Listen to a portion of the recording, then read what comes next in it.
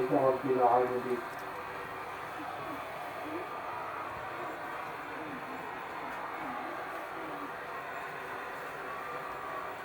معزز کرام، ادھر بیٹھو ادھر. آپ مل کر نبی اور آل نبی پر دل ازاری کے ساتھ اپنے آقا و مولا سرکار احمد مصطفیٰ محمد مصطفیٰ صلی اللہ تعالیٰ علیہ وسلم کی بارگاہ بقدس پناہ میں ہدیہ درود پر اللہم صلی علی سیدنا شفیعنا حبیبنا ومولانا محمد المعد الجود والکرم منبری الحکم والحکم صلی اللہ علیہ الصلاة والسلام علیک یا رسول اللہ صلی اللہ تعالیٰ علیہ وسلم.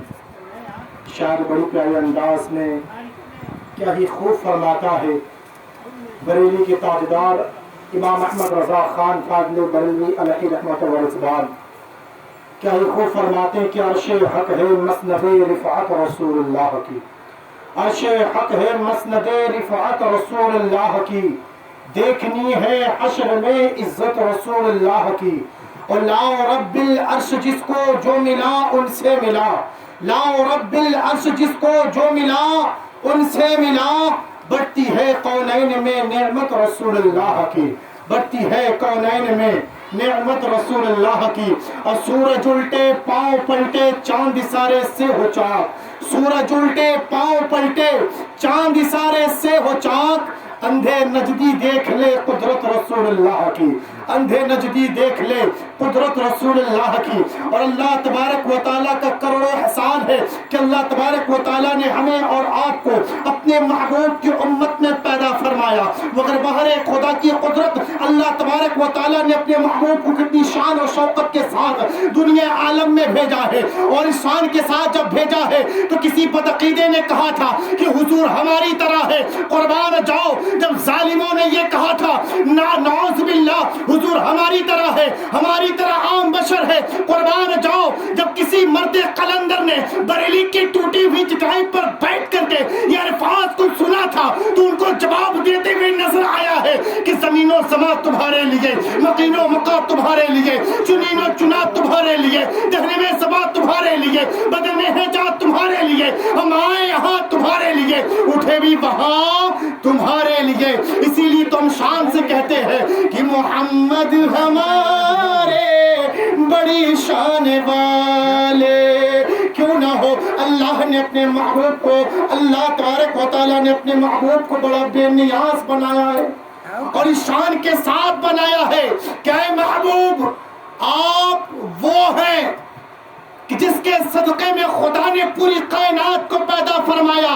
مگر قربان جاؤ جب نبی کی ناموس کی بات آتی ہے، نبی کی شان کی بات آتی ہے تو اللہ اکبر ہر کوئی یہ کہا کرتا ہے کہ اللہ اکبر حضور ہماری طرح ہے. مگر قربان جاؤ مسلمانوں، یہ بدعقیدے نبی کو اپنی طرح کہتے کہتے تھک جائیں گے، مگر حضور کی برابری تو دور کی بات ہے. اعلیٰ حضرت عظیم البرکت کیا ہی خوب فرماتے ہیں اور کہتے ہیں یا رسول اللہ یا حبیب اللہ، یا رسول اللہ یا حبیب اللہ. آپ کی شان و عظمت آپ نے کیا ہی خوب فرمایا ہے، کتنی الفاظ کے ساتھ آپ نے لکھا اور کہا اے ظالموں سنو، تم ان کو اپنی طرح کہتے ہو جس کے صدقے میں خدا نے پوری کائنات کو پیدا فرمایا، پوری زمین و آسمان کو پیدا فرمایا. اعلیٰ عظیم البرکت فرماتے ہیں کہ عرش حق مسند رفعت رسول اللہ کی. آپ نے دوسری جگہ یوں ہی فرمایا ہے کہ یا رسول اللہ یا حبیب اللہ، کون دیتا ہے دینے کو منہ چاہیے، دینے والا ہے سچا ہمارا نبی، سب سے اعلیٰ وہ اعلیٰ ہمارا نبی، سب سے بالا وہ اعلیٰ ہمارا نبی. کیا خبر کتنے تارے کھلے چھپ گئے پر نہ ڈوبے نہ ڈوبا ہمارا نبی. اور خلق سے اولیاء، اولیاء سے رسول اور رسولوں میں اعلیٰ ہمارا نبی. اور کیوں نہ ہو اللہ اکبر، میرے نبی وہ نبی ہے انسان انسان تو انسان، جانور بھی ان سے بے پناہ محبت فرمایا کرتے ہیں۔ اور آؤ میں تمہیں اپنے نبی کی شان و عظمت کی بات بتاتا ہوں، بڑی تیزی کے ساتھ میں چلنا چاہوں گا۔ اللہ کے محبوب شان ہے تو غیوب، آپ کی گزر ایک جنگل سے ہوتی ہے۔ آپ جب گزر رہے تھے تو آپ کے آوقانوں میں ایک آواز آتی ہے، وہ ایک ہرنی جو جال میں پھنسی ہوئی تھی اور مدد کے لیے پکار رہی تھی، اور اللہ اکبر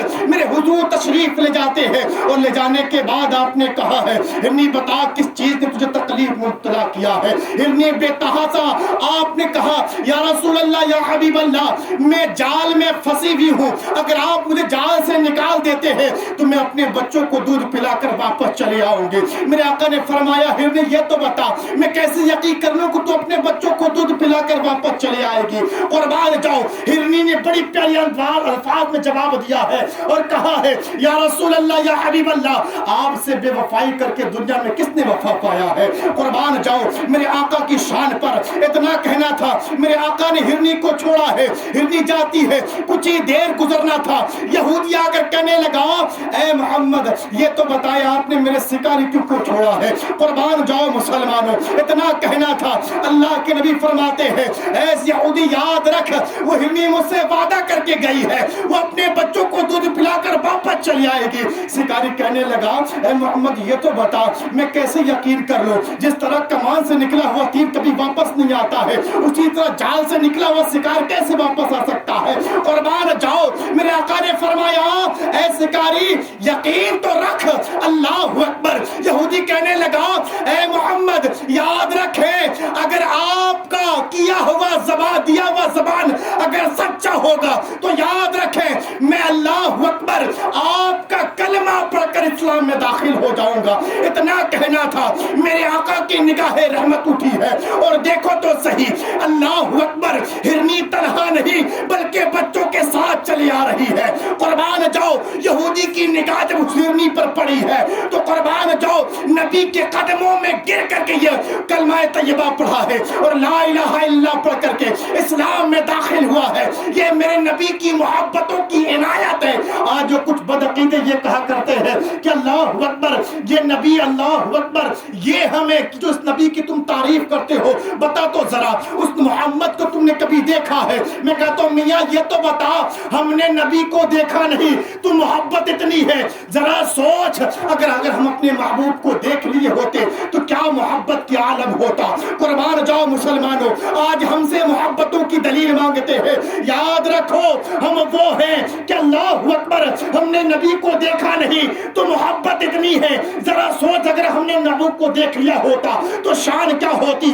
اللہ اکبر، آج ہم سے دلیل مانگتے ہیں نا تو ہم یہی کہتے ہیں ہم نے نبی کو دیکھا نہیں ہے، ہم نے نبی کو پڑھا نہیں ہے، مگر یاد رکھو اور ان کی بارگاہ میں چلتے ہیں جس نے نبی کو دیکھا ہے، جس نبی کو جانا ہے۔ حلیمہ سعدیہ سے پوچھتے ہیں اے حلیمہ سعدیہ آپ ہی بتائیں، آپ نے حضور کی خدمت کی ہے، آپ نے حضور کی زیارت کی ہے، آپ نے حضور کو دودھ پلایا ہے، آپ بتائیں میرے محبوب کی شان کیا ہے؟ حلیمہ سعدیہ فرماتی ہے جب میری نگاہوں نے حضور کو پہلی دفعہ دیکھا تھا تو میری نگاہیں یہ کہہ رہی تھی نہ زلف دیکھا ہے نہ نظروں نے گھٹا دیکھی ہے، لٹ گئے وہ جس نے محمد کی ادا دیکھی ہے۔ اللہ اکبر، یہ میرے محبوب کی شان ہے۔ اور یاد رکھو اللہ تبارک و تعالیٰ نے اپنے محبوب کو بڑا بے نیاز بنایا ہے۔ ہم سے دلیل مانگتے ہیں نا، انہیں بتاؤ